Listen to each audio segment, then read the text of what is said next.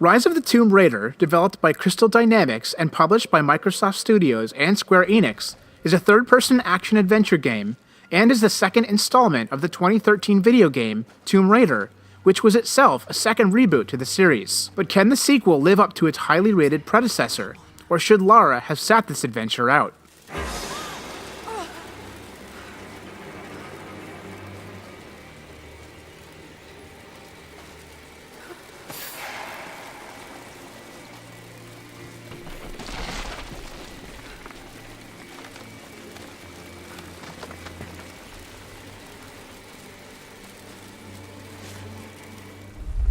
Set 1 year after the events of the first game, Lara Croft struggles to explain her supernatural experience on Yamatai. Naturally, she turns to her late father's research on the lost city of Kitezh and the promise of immortality. Throughout her search for the divine source, as it's called, Lara runs into much resistance.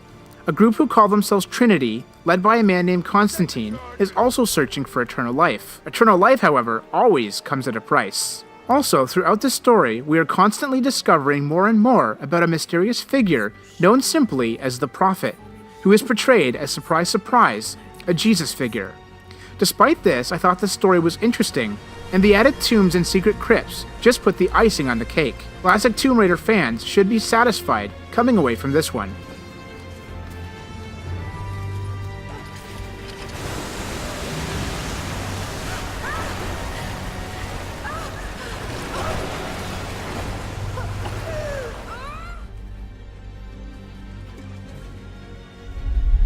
From the opening scene to the closing credits, this game is just graphically beautiful. In fact, many times I just downright forgot when a cutscene was happening, since it's nearly seamless graphically with the gameplay.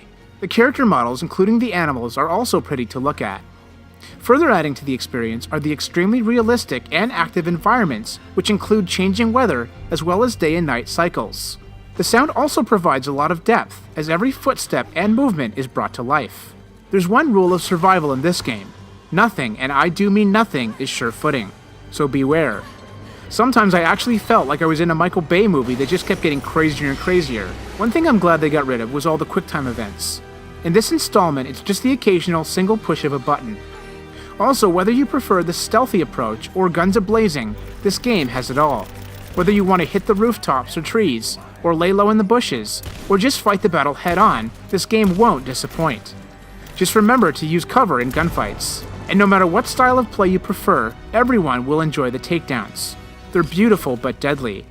Especially the underwater takedowns.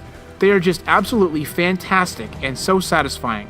The other nice thing about this game is that I never felt pressured to go to the next main objective.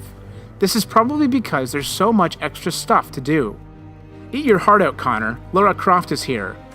Indeed, Lara's first and primary weapon in this game is the bow and arrow, which after some crafting and special modifications, becomes your best friend. The compound bow saved my life more than once, and its silent release is perfect for those tight and awkward situations. However, the other weapons you acquire throughout the game are plentiful and downright awesome, not to mention on-the-spot crafting of explosives and smoke grenades.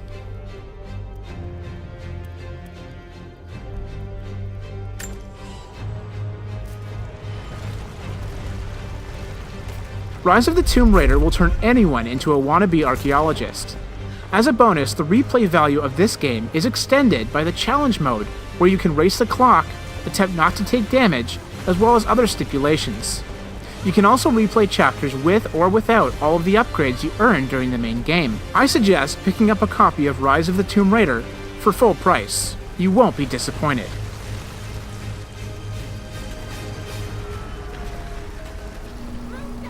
And if you like what we do here at Tangential Gaming, make sure to subscribe and follow us on Twitch. Also, if you like this review, let Looney know in the comments. He wrote this one. See you guys next time.